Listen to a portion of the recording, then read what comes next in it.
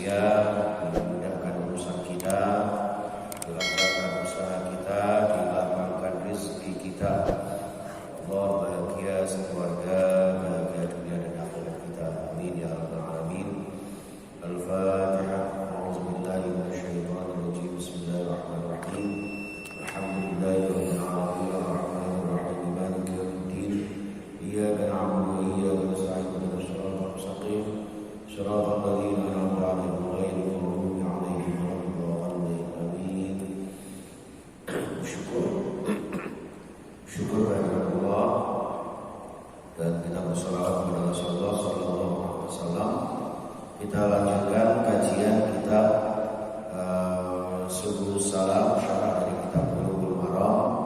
Pada pertemuan yang lalu jemaah sekalian, waktu saya ke Jogja, kita sudah mengkaji secara streaming bab tentang zina, ya, bab hudud hadis zina, tentang sanksi hukuman bagi pezina. Nah, sekarang ini bab haddil qadfi atau haddil qadhafi, bab tentang sanksi hukuman bagi orang yang menuduh orang lain berbuat zina. Jadi ini bagi penuduhnya ini juga ada aturan-aturannya, tidak sekedar menuduh atau tidak sekedar melaporkan dan sebagainya. Bab haddil qadfi. Al-qadfu lughatan, secara etimologi al-qadhaf adalah ar-ramyu bi syai'in, ya, melemparkan dengan sesuatu.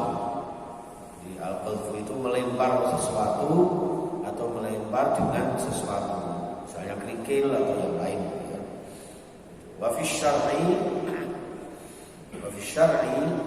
menurut terminologi dan istilah, al-qadfu adalah ar-ramyu biwaddin, ya, melemparkan satu tuduhan, biwaddin,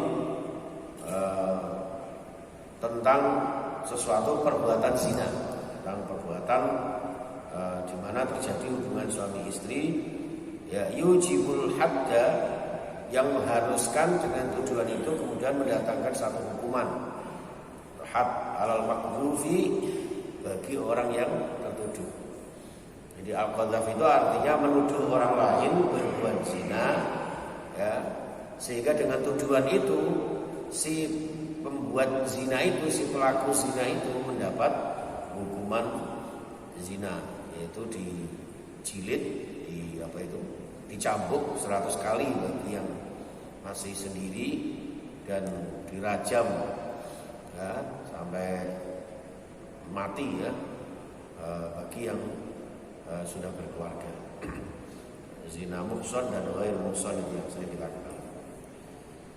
Jamaah sekalian rahimakumullah, dalam hadis yang pertama ini an Aisyah radhiyallahu anha, dari istri tercinta Aisyah radhiyallahu anha, qalat, dawu sapa Aisyah, lamma nazala uzri, ya, ketika suatu saat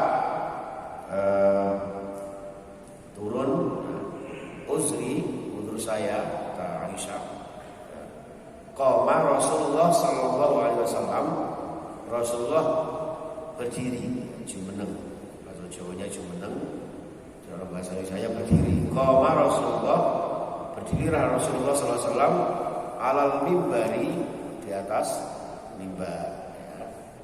Untuk apa? Fadzakara dzalika, kemudian Rasulullah menjelaskan, menyebutkan tentang al-qadhfu, tentang tuduhan zina itu. Wa talal Quran, kemudian Rasulullah membaca Al-Quran.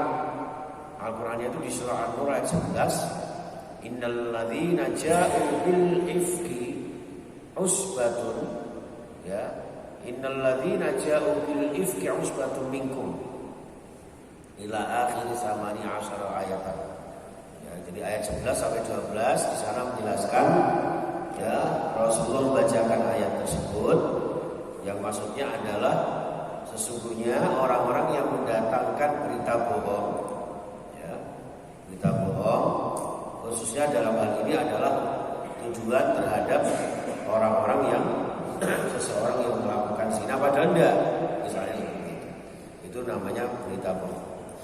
Di sini dilanjutkan, la tahsabu syarrul lakum bal huwa khairul lakum.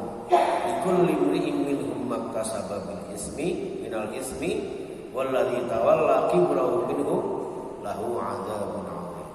Ya. Seseorang yang membawa berita bohong adalah dari golongan kamu juga.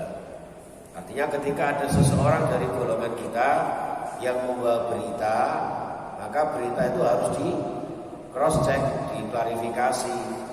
Ya, jangan langsung dituduh benar salahnya, juga jangan langsung percaya, karena bagaimanapun juga mereka adalah dari golongan kita. Karena dari golongan kita, maka ditelaah dulu. Ya, ditelaah dulu.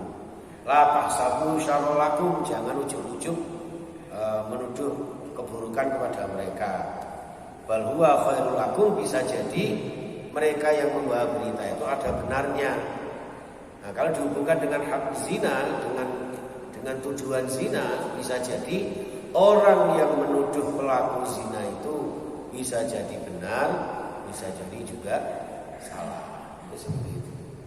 Likulli imri'in minhum maktasaba minal ismi. Karena setiap seseorang itu ya pasti akan mengunduh woing pakertine dhewe ya, akan mendapatkan apa-apa yang dia perbuat sendiri. Ya, kalau dia berbuat baik ya mendapat pahala, kalau dia berbuat jahat ya maktasaba minal ismi, akan mendapat dosanya. Terus itu jamaah sekalian, terkait dengan ayat ini, lalu Rasulullah Shallallahu Alaihi Wasallam falamma nazala amara birajulaini wa imra'atin fadribul hadda. Nah, jadi ada satu peristiwa di mana di tengah sahabat itu terjadi tuduhan telah terjadi perzinahan, ya. Lalu Rasulullah menginginkan supaya adanya satu cross check, ya, seperti itu. Maka ketika di atas mimbar itulah Rasulullah menjelaskan itu, membaca ayat tersebut. Lalu setelah turun, Rasulullah memerintahkan agar didatangkan amara birajulaini, didatangkan dua orang saksi dari laki-laki, wa imra'atin, dan dari satu orang perempuan. Berarti dari hadis ini ya, untuk tuduhan zina itu harus disertai dengan dua orang saksi laki-laki dan satu orang saksi perempuan. Baru kemudian fadribul hadda, maka boleh silakan diterapkan, ya, diterapkan satu aturan had, hukuman bagi orang yang melakukan zina tersebut atas tuduhan bagi yang menuduhnya. Ya, jadi syarat untuk menuduh orang itu melakukan zina atau tidaknya, di situ ada harus dihadirkan dua orang saksi laki-laki dan seorang saksi perempuan. Ya. Didukung dengan hadis Anas bin Malik, awwalu i'anin kana fil Islam anna syarika bin Sam'a qadafahu ila Ibnu Umayyah imra'ati. Ini hadis ini pertama kali dalam Islam terjadinya li'an itu adalah ya, terjadi pada seorang bernama Ibnu Sam'a yang dituduh oleh Hilal bin Umayyah, ya, Hilal bin Umayyah, bahwa si Sam'a ini dituduh telah berbuat yang tidak senonoh terhadap istrinya Hilal itu.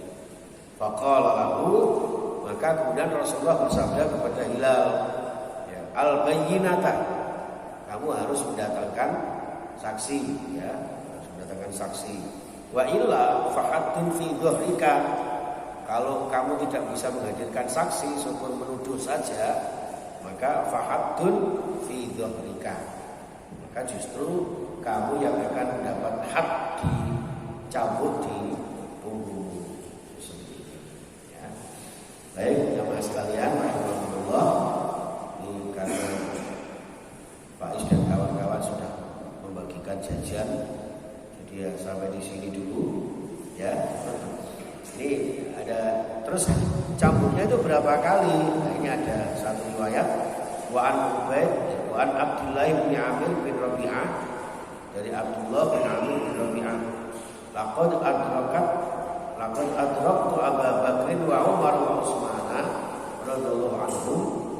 Sungguh saya telah suatu ketika menemukan atau mendapati Abu Bakar, Umar, Utsman wa man ba'dahum, dan orang-orang sebelum mereka, falam arahum yadribunal mamluk fil qadfi illa arba'in. Jadi saya tidak pernah menyaksikan mereka itu, beliau itu melakukan hak zina terhadap budak, ya budak perempuan atau budak sahaya, fil qadfi illa arba'in, dalam kaitan tujuan zina itu kecuali dicambuk sebanyak 40 kali. Jadi orang yang menuduh zina kepada orang lain kemudian tidak mendatangkan saksi, maka justru yang menuduh itu dicambuk sebanyak 40 kali. Ya.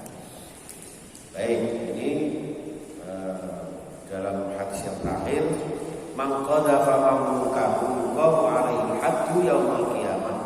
Ya. Jadi kalau misalnya di dunia ini tidak mendatangkan saksi, kemudian menuduh kepada budaknya berbuat zina, maka nanti akan diterapkan hukuman azab di hari kiamat. Itu jemaah sekalian, beberapa hadis ini kesimpulannya adalah hak zina harus diterapkan, ya. Tapi hak aturan sanksi hukuman bagi yang menuduh orang berbuat zina yang tidak mendatangkan 2 orang saksi dan 1 orang perempuan, 2 orang saksi laki-laki dan 1 saksi perempuan, maka juga diterapkan sanksi juga. Ini jamaah sekalian rahimahullah, sehingga aturan Islam ini ketika diterapkan, insya Allah terdapat perdamaian dan keamanan di tengah-tengah masyarakat kita. Ya, itu jamaah sekalian. Nanti di bab berikutnya kita juga akan disampaikan hadis-hadis tentang hukuman bagi para pencuri. Nah, para pencuri nanti apakah termasuk koruptor? Ya, nyolong ayam itu rugi ya Pak ya. Apalagi yang koruptor itu. Nah, nanti hukumnya secara Islam bagaimana menurut beberapa hadis yang ada di kitab yang kita baca. Itu saja Bapak Ibu yang saya muliakan, sekitar istiqomah, mudah-mudahan membawa manfaat dan barokah. Ada beberapa mohon maaf apabila terjadi ada khilaf dan salah. Bismillahirrahmanirrahim. Allahumma shalli wa sallim wa barik ala Muhammad wa ala alihi wasallam ajma'in. Alhamdulillahirabbil alamin. Allahumma a'inna ala dzikrika wa syukrika wa husni ibadatika ya Allah. Ya Allah, Allah yang Maha Penolong, tolonglah kami, bantulah kami ya Allah untuk selalu mengingat-Mu, untuk selalu mensyukuri nikmat-Mu, dan untuk selalu beribadah kepada-Mu dengan sebaik-baiknya.